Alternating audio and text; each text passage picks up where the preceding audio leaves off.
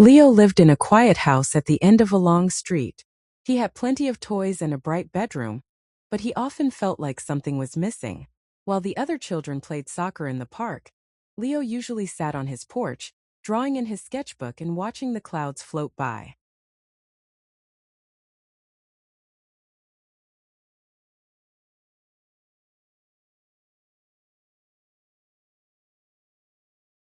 One Tuesday, everything changed.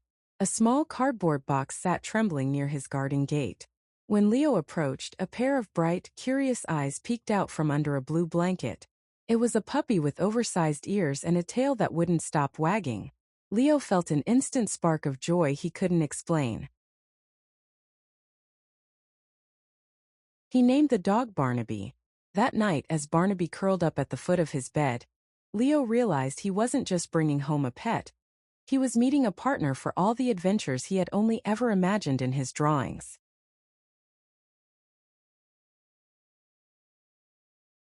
In the beginning, Barnaby didn't understand Leo's words, and Leo didn't understand Barnaby's barks. They had to find a new way to communicate. Leo learned that a short bark meant Barnaby was hungry, while a gentle nudge of the nose meant it was time for a walk in the woods.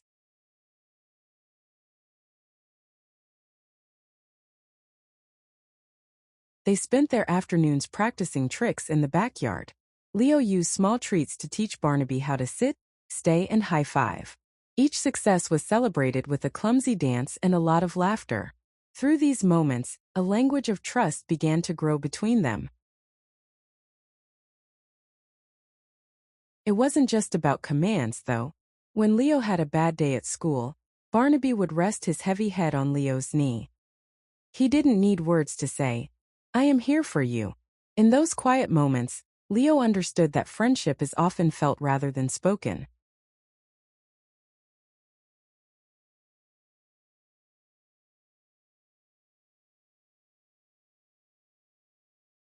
One Saturday, the gate was accidentally left ajar. Barnaby, being a curious explorer, saw a butterfly and chased it right out of the yard. By the time Leo realized his friend was gone, the sun was beginning to dip behind the trees, casting long purple shadows across the neighborhood. Leo felt a cold knot of fear in his stomach.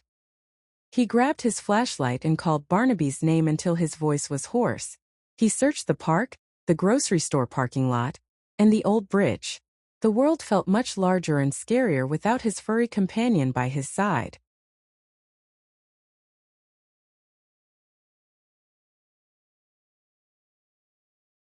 Just as he was about to give up, he heard a familiar yip coming from behind a pile of logs near the creek. There was Barnaby, muddy and tired, looking very relieved to see a familiar face.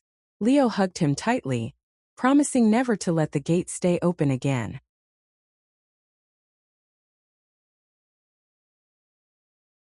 Months passed, and the green leaves of summer turned into the fiery reds and oranges of autumn. Barnaby grew bigger, and his puppy Fluff turned into a thick golden coat. They spent their days jumping into giant piles of fallen leaves, spraying colors everywhere in a chaotic, happy mess. As the first snow began to fall, Leo taught Barnaby how to catch snowflakes on his tongue. They built a snow dog together, though Barnaby kept trying to eat the carrot used for the nose. The cold weather didn't matter because they had each other to keep warm. Leo noticed that he was becoming more confident. Having Barnaby by his side made him feel brave enough to talk to the other kids at the park. He realized that a best friend doesn't just change your schedule. They change the way you see yourself and the world.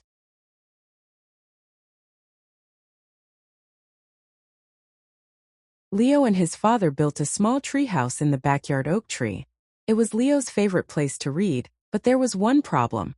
Barnaby couldn't climb the ladder. Leo felt bad leaving his friend on the ground while he climbed up to his secret wooden fortress. Determined to include his best friend, Leo spent a whole weekend building a sturdy wooden ramp with his dad's help. It took a lot of encouragement and several pieces of cheese, but eventually Barnaby bravely trotted up the ramp and into the treehouse for the first time. That afternoon, they sat together high above the garden. Leo read his favorite adventure books aloud while Barnaby listened intently, his ears twitching at every exciting turn of the plot. It was their secret clubhouse, a place where only best friends were allowed.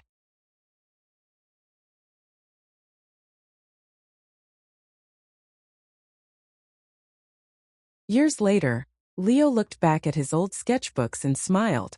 The pages were filled with drawings of a boy and his dog.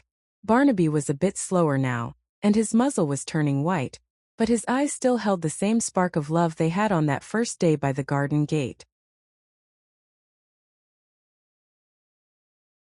Leo realized that friendship isn't about how much you do, but how much you care. Barnaby had been there for every birthday, every scraped knee, and every silent night. He was more than a pet. He was a witness to Leo's entire childhood, a constant shadow of loyalty. As the sun set on another beautiful day, Leo patted Barnaby's head. They sat together on the porch, watching the stars begin to twinkle. Leo knew that no matter where life took him, the lessons of kindness and companionship he learned from his best friend would stay in his heart forever.